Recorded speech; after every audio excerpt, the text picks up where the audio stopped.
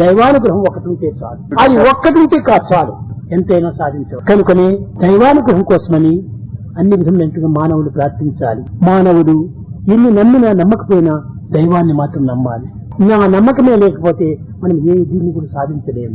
కనుక ఒక్కొక్కరు నాకు దైవం పైన నమ్మకం లేదు, దేన్ని నమ్ముతున్నావు? దైవాన్ని నమ్ముతున్నావా? దైవాన్ని నమ్మితే నిన్ను పిశాచిగా చేస్తుంది. కాదు, దైవమే నీకు సరి అయినటువంటి యొక్క ఆనందాన్ని అందించేటువంటి. దైవం తప్ప మరొక ఎవరు కూడా ఈ యొక్క జగత్తునందు సుఖశాంతిని అందించలేదు. ఏ మానవుడికి సుఖశాంతులు లేవు. వాళ్ళ దగ్గర లేని నీకేం అందిస్తాడు? తన దగ్గర ఉంటే కదా ఏమైనా అందించేకి. తెలుగులో చెప్తారు, అమ్మకు లేక అటకలు లాగుతుంటే అల్లుడు దీపాల పండగకు వచ్చాడట.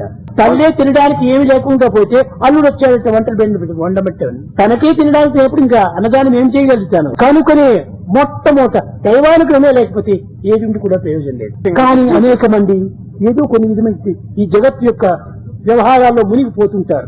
ఎప్పుడు చూసినా జగత్ యొక్క వ్యవహారమే, ఎప్పుడు చూసినా లోక వ్యవహారమే, ఎప్పుడు చూసినా సంసార చింతలే కొడుకుతూ ఉంటే ఇంకెక్కడ భగవంతుని యొక్క సత్వం చిక్కుతుంది?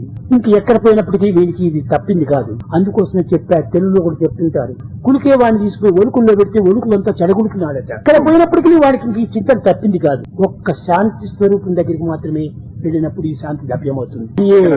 పరమ శాంతి స్వరూపుడు, పరమశాంతి నిలయుడు భగవంతుడు ఒక్కడే. నిశ్చలమైనటువంటి ప్రేమ స్వరూపుడు భగవంతుడు ఒక్కడే. తల్లైనా కూడా ఒక్కో సమయంలో కోపించి 2 దెబ్బలు కొడుతుంది. కానీ ఇతని యొక్క ప్రేమ ఎప్పటికీ మార్పు చెందినది. అట్టి నిత్య సత్యమైనటువంటి ప్రేమతత్వాన్ని పొందడానికి ఇలాంటి దేహాన్ని అందించినటువంటి తల్లికి మనం కృతజ్ఞత అందించాలి. ఈ ప్రాప్తి మనకు లభ్యమైంది. కనుక ప్రతి విషయం నందు కూడాను తల్లులు చాలా మూల కారణం. తల్లులకు మించినటువంటి తల్లులు మరొకటి లేరు.